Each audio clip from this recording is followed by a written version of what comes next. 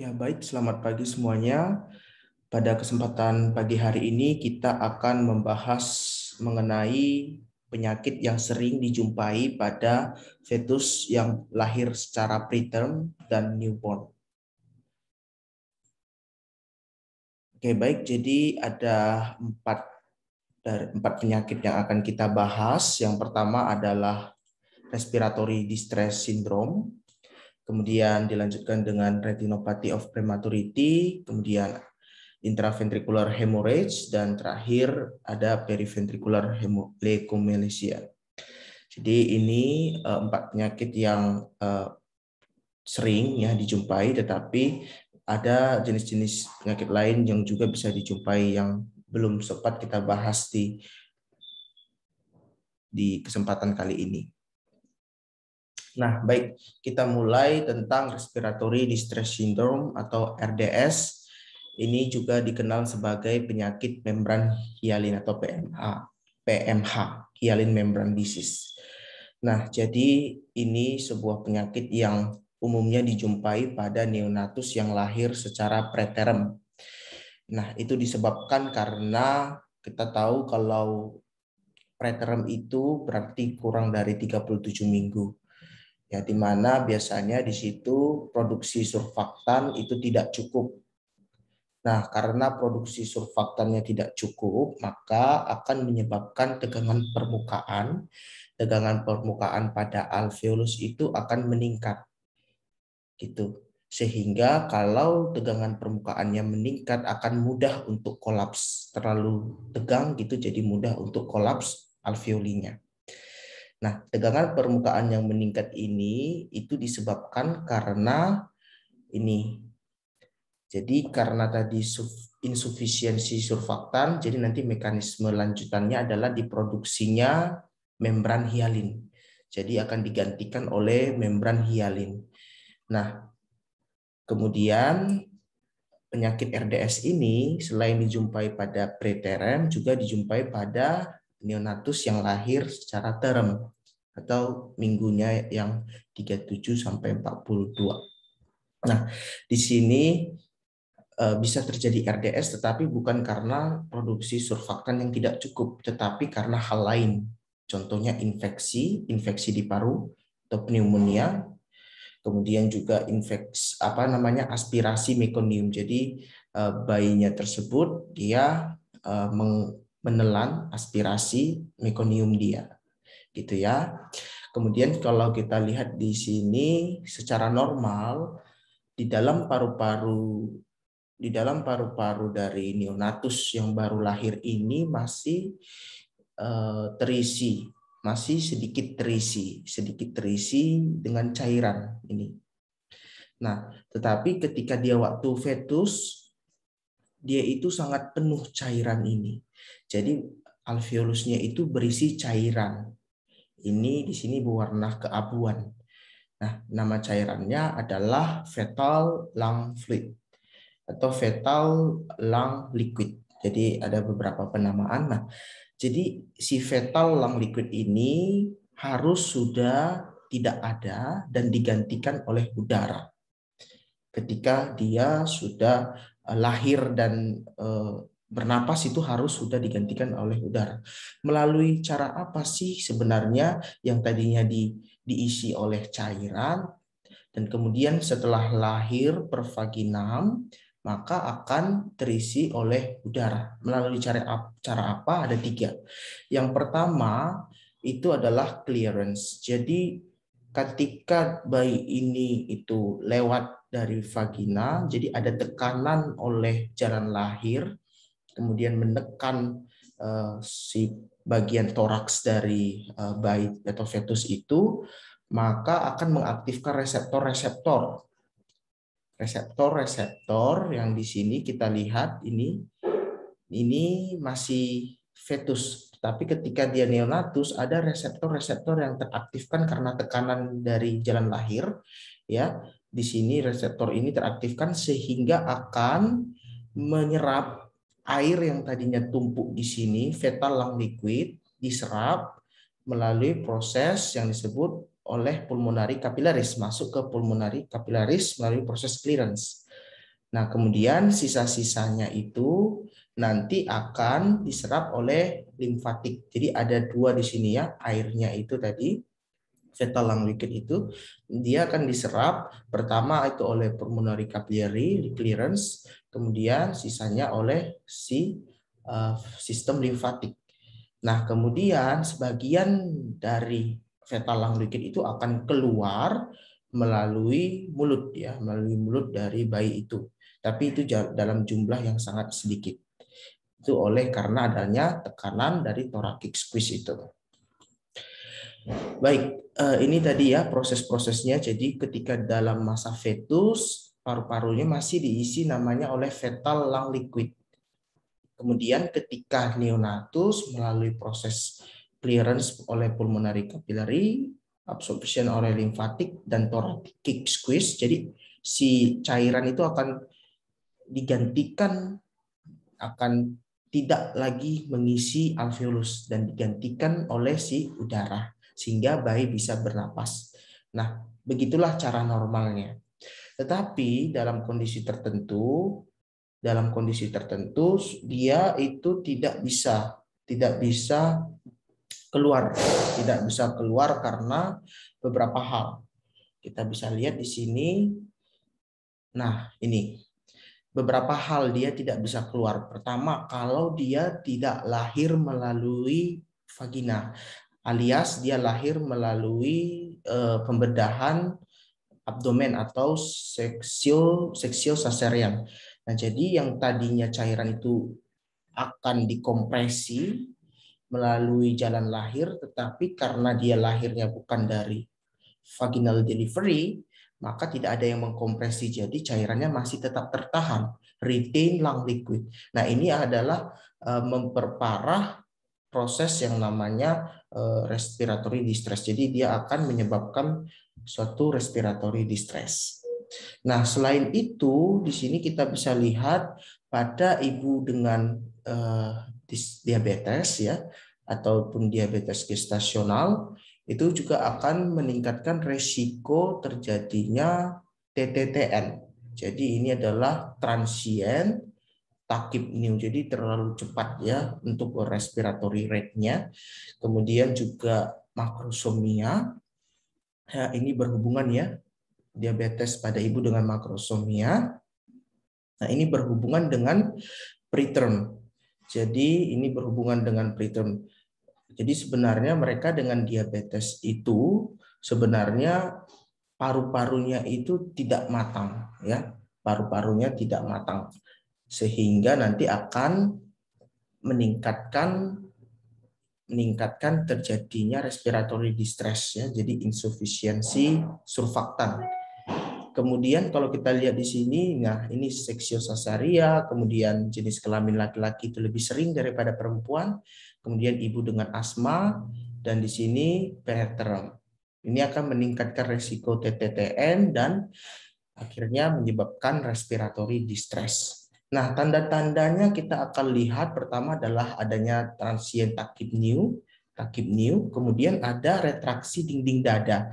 Kita bisa perhatikan di sini dinding dadanya itu tertarik seperti itu, jadi seperti orang yang sesak nafas seperti itu. Dan terakhir dijumpai adanya suara-suara saat ekspirasi, suara grunting, dan juga ada nostril flaring. Nah, jadi kalau kita lihat normalnya itu pada foto ronsen itu paru-paru itu berwarna hitamnya lusen, diisi oleh udara. Sementara kalau yang paru-paru diisi oleh cairan itu dia lebih putih, lebih opak. Nah, ini merupakan salah satu penemuan pada chest X-ray untuk respiratory distress syndrome. Nah, jadi di sini disebut sebagai air-filled tracheobronchial tree. Jadi udaranya itu bukan mengisi alveolus, tetapi malah sampainya hanya di trakea dan bronchus bronchiolus. Nah, inilah menyebabkan gambaran air bronchogram. Nah, kemudian kalau kita lihat terapi dari RDS ini itu menggunakan NICU ya, neonatal intensive care. Jadi harus diperhatikan secara khusus. Kemudian di sini ditunjukkan bahwa pemberian ventilasi mekanik itu bisa membantu mengobati atau membantu memberikan asupan oksigen, tetapi dengan metode tertentu. Ya, di sini lebih disarankan kita menggunakan high frequency oscillatory ventilation. Jadi gambar yang di bawah ini lebih disarankan. Ini adalah high frequency oscillatory ventilation, tapi yang di atas ini adalah yang NCAP, neonatal continuous positive airway pressure. Nah, di antara dua ini yang dianjurkan adalah yang ini, yang paling bawah, high frequency oscillatory ventilation. Karena apa? Karena kalau kita menggunakan yang atas, NCPAP itu akan meningkatkan terjadinya bronchopulmonary dysplasia. Jadi karena dia ini akan persisten terhadap konsentrasi oksigen itu sangat tinggi. Nah, jadi sangat berbahaya kalau konsentrasi oksigennya terlalu tinggi dan persisten. Itu alasannya. Kemudian untuk obatnya di sini sebenarnya pemberian kortikosteroid pada bayi yang sudah lahir itu tidak dianjurkan. Tetapi kalau mereka masih berumur 24 sampai 34 minggu usia kehamilan itu baru boleh dianjurkan. Tetapi kalau sudah lahir itu sebenarnya tidak memberi manfaat. Nah, seperti itu. Kemudian untuk nitrik oksida ya ini masih dalam penelitian. Kemudian juga ini ada yang namanya surfaktan profilaksis, itu bisa juga diberikan pada neonatal dengan RDS. Baik, kemudian kita lihat komplikasinya. Komplikasinya itu tadi kalau kita gunakan NCPAP itu berarti persisten hiperoksia. Jadi oksigen yang kita berikan itu sangat tinggi tekanannya dan juga persisten. Nah, itu akan bisa menyebabkan displasia bronchopulmoner. Ini yang sangat bahaya. Jadi ini kita lihat displasia bronchopulmoner itu seharusnya dia alveolus, epithelium alveolus dan bronchiolus itu tidak renggang, jadi makin renggang sehingga akan merusak. Makanya akan berubah bentuk atau displasia. Itu terkait dengan kerusakan epitel karena kita memberikan persisten hiperoksia at high pressure. Nah, jadi supaya tidak terjadi itu, maka kita gunakan tadi yang disebut sebagai high frequency oscillatory ventilation. Nah, kemudian juga bisa menyebabkan pulmonary hypertension. Ini tadi terkait dengan komplikasinya. Dan yang terakhir untuk komplikasi RDS ini adalah bisa menyebabkan retinopathy of prematurity. Jadi karena kadar oksigen yang diberikan tinggi akan menstimulasi angiogenesis khususnya di pembuluh darah halus di mata itu ya. Jadi di sini akan menyebabkan retinopathy of prematurity. Nah, jadi kita bagaimana mengkonfirmasi paru-paru itu sudah matang? Ini kita ada beberapa modalitas di sini. Yang paling sering dan sebagai gold standarnya dari keempat ini adalah yang lecithin sphingomyelin LS ratio. Jadi kita bisa lihat di sini ini yang lecithin itu warna biru, kemudian yang sphingomyelin itu warna merah. Nah, pada umur sebelum 34 itu rasio lecithin dan sphingomyelin itu hampir-hampir sama ya, hampir mendekati 1. Sementara ketika umur 34 ke atas, maka lecithin akan meningkat daripada sphingomyelin yang kita jumpai saat kita menganalisis cairan hasil amniosentesis. Jadi kita menggunakan amniosentesis, modalitas amniosentesis, dan kita analisis cairan amniosentesis itu dari cairan amniosentesis. Nah, jadi kalau kita dapatkan lecithinnya itu lebih tinggi 2 kali, ya, itu menggunakan cut off 2 kali di sini. Kalau dia lebih tinggi 2 kali dari sphingomyelin, maka resiko RDS-nya sangat rendah. Sementara kalau rasio lecithin sphingomyelin itu di bawah 2 saja, maka rasio RDS-nya sangat tinggi. Nah, kemudian di sini bisa kita lihat beberapa modalitas dan juga beserta kerumitannya atau kesulitannya. Di sini kalau semakin dia berjumlah 4 maka ini semakin rumit.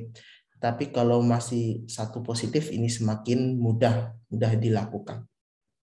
Oke, baik. Jadi ini saya ingin sampaikan juga terkait NPV dengan PPV. Kalau dari lecithin-sphingomyelin rasio kita menjumpai di atas 5 rasionya, maka itu menunjukkan seseorang bayi tersebut adalah negatif, ya. Negatif itu berarti paru-parunya sudah matang, tidak ada resiko RDS. Sehingga kalau tidak ada resiko RDS, dia itu betul-betul negatif, itu persenannya adalah 100%.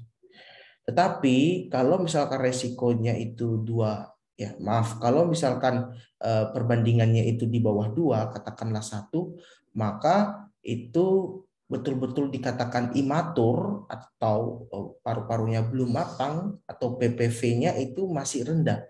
Jadi ada sekitar 50% kebimbangan gitu. Bisa jadi ini positif, bisa jadi dia negatif, seperti itu. Nah, kemudian untuk L per S rasio ini juga bisa dikontaminasi oleh darah dan juga oleh mekonium. Jadi untuk analisisnya harus diperhatikan jangan terkontaminasi darah dengan mekonium baik. Nah, kemudian untuk penyakit yang kedua di sini adalah intraventricular hemorrhage. Jadi perdarahan yang sering di preterm itu adalah di dalam ventricle. Jadi kita lihat di sini disebabkan karena bayi-bayi atau neonatus yang lahir preterm itu dia itu kapilarinya sangat rentan, sangat mudah pecah, kemudian bisa menyebabkan pembahayaan di sistem ventrikular dan juga parenkima otak. Nah, komplikasinya kalau misalkan perdarahannya sudah besar bisa menyebabkan hidrosefalus dan periventricular leukomalacia. Nah, ini dia. Jadi kalau dia itu adalah intraventricular hemorrhage, itu perdarahannya biasanya dimulai dari matriks germinal yang berwarna hijau ini. Dan kalau masih di sini perdarahannya ini masih grade 1. Sementara kalau sudah melebar lebih lebar dari sini maka disebut grade 2.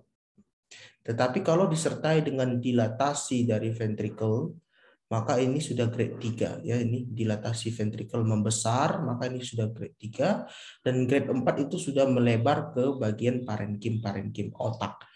Nah, kalau kita lihat di situ insidensi dan severitasnya, jadi setengah dari bayi yang lahir preterm kurang dari 34 minggu khususnya, mereka akan mengidap atau mengalami perdarahan. Jadi perdarahannya itu tadi sudah kita lihat ada grade 1 sampai 4 dan kita lihat di sini kalau dia masih grade 1 dan grade 2 rate of survival atau survivalnya itu sangat tinggi ya, 90%. Sementara kalau misalkan dia perdarahannya intraventrikular sudah grade 3 dan 4 maka akan menyebabkan yang disebut sebagai komplikasi hidrosefalus dan juga periventricular leukomalacia. Jadi ini merupakan penyakit yang berkesinambungan ya kalau tidak diobati kalau tidak diobati IVH intraventricular hemorrhage maka akan berkembang menjadi lesi besar, bisa ke hidrosefalus, bisa ke periventricular leukomalacia. Oke, jadi kalau kita lihat di sini untuk periventricular leukomalacia itu penyebabnya tadi adalah yang salah satunya adalah intraventricular hemorrhage. Tapi PVL ini, periventricular leukomalacia ini juga bisa disebabkan karena iskemia dan infeksi perinatal yang disebabkan oleh E. coli pada rabbit ya. Nah, sekarang kita bahas dulu bahwa penyebab infeksi itu pada ibu atau di saat intrauterin itu berarti berkaitan dengan chorioamnionitis. Nah, jadi kalau seseorang dengan chorioamnionitis itu maka segera fetusnya harus dilahirkan. Karena kalau dibiarkan terus maka akan menyebabkan periventricular leukomalacia dan akhirnya akan berkembang menjadi cerebral palsy. Jadi sebenarnya PVL ini masalahnya apa? Masalahnya adalah dia terinjuri atau terdampak pada white matter di dalam otak itu. Sehingga nanti white matter-nya itu akan rusak dan akhirnya ini disebut sebagai periventricular leukomalacia. Nah, white matter yang rusak ini bisa disebabkan tadi karena perdarahan yang grade 3 dan grade 4 pada intraventricular hemorrhage, kemudian bisa perdarahan yang disebabkan juga karena trauma di sini, bisa karena hipoksia atau iskemia. Seperti itu. Nah, jadi tadi di sini sudah kita ketahui bisa berkembang dari PVL ke cerebral palsy, epilepsy, developmental delays, learning disability, visual disturbance, and other disability. Jadi ada asosiasi dari PVL terhadap cerebral palsy, khususnya kalau sudah 100% kita lihat dari imaging itu terjadi extensive cystic